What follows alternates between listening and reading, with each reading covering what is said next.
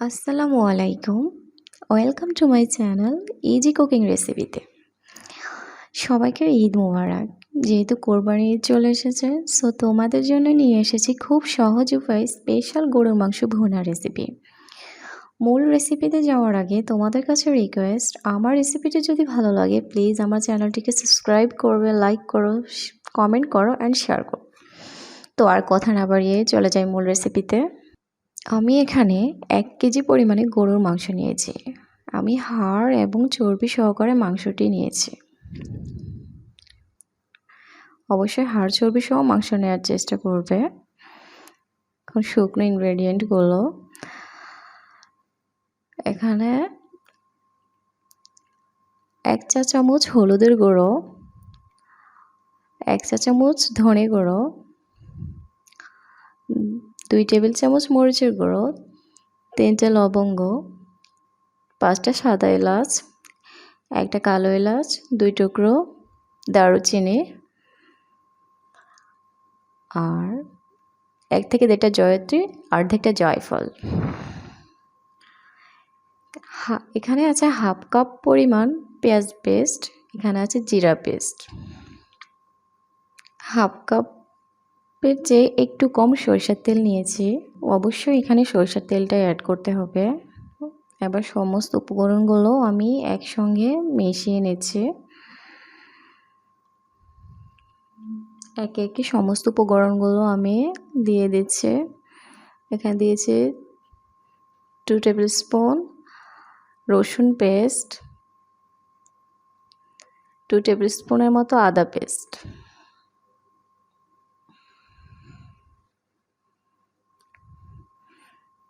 জিরার পেস্টও দিয়ে দিলাম। একে একে সবগুলো দিয়ে দিচ্ছি। আমি সরিষার তেলটা অ্যাড করে দিলাম। স্বাদ মতো লবণ অ্যাড করে দিচ্ছি।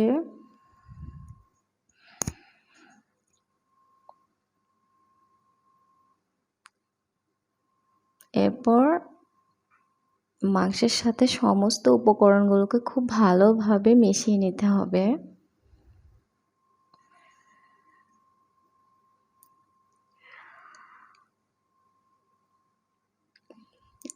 মেশাতে হবে খুব ভালোভাবে মশলার সাথে। আমার মেশানো হয়ে গেছে। এবার আমি এই অবস্থায় মাংসটিকে ঢেকে ঢাকনা দিয়ে আধা ঘন্টার জন্য রেখে দেব। যদি তোমাদের হাতে সময় খুব বেশি না থাকে অ্যাটলিস্ট 15 থেকে 20 মিনিটের জন্য রেখে দিতে হবে। সো আমি ফিরে আসছি আধা ঘন্টা পরে।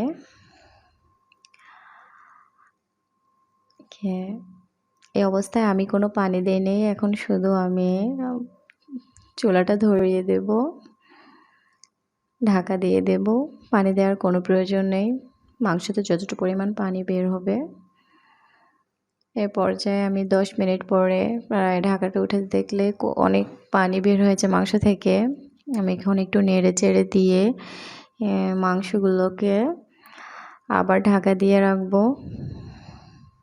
পানিটা শুকানো পর্যন্ত।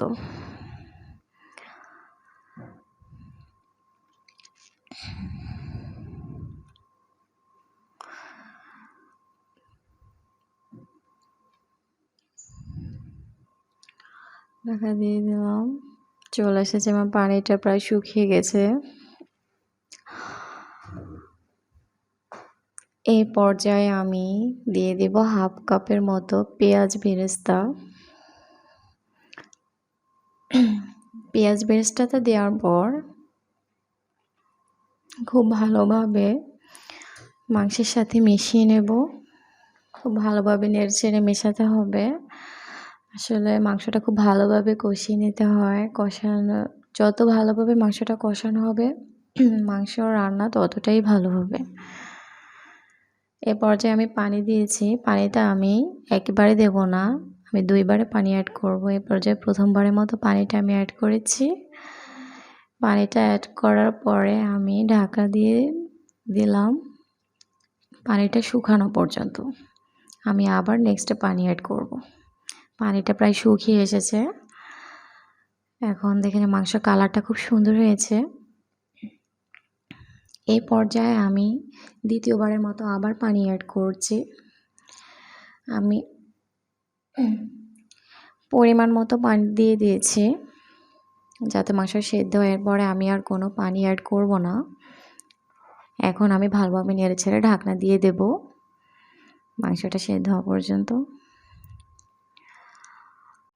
তো আমার মাংস প্রায় সেদ্ধ হয়ে গিয়েছে আর ঝোলটাও গাঢ় হয়ে এসেছে, কালারটাও খুব সুন্দর এসেছে মাশাআল্লাহ।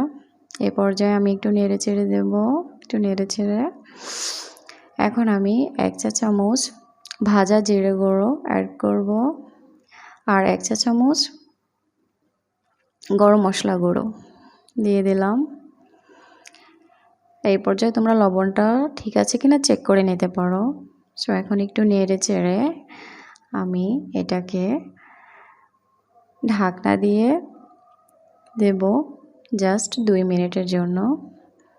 তো ফিরে আসছি 2 মিনিট পর। ওকে, আমার রান্না কমপ্লিট। তো এখন চলে যাব সার্ভে। তো কেমন হয়েছে আমার এই রেসিপিটা সেটা তোমরা অবশ্যই আমাকে জানাবে। আর আমি যেভাবে ট্রাই করেছি তোমরাও যদি ভালো লাগে ঈদে ট্রাই করতে পারো। তোমাদের কেমন হয়েছে সেটা অবশ্যই আমাকে কমেন্ট বক্সে জানাতে ভুলবে না যেন।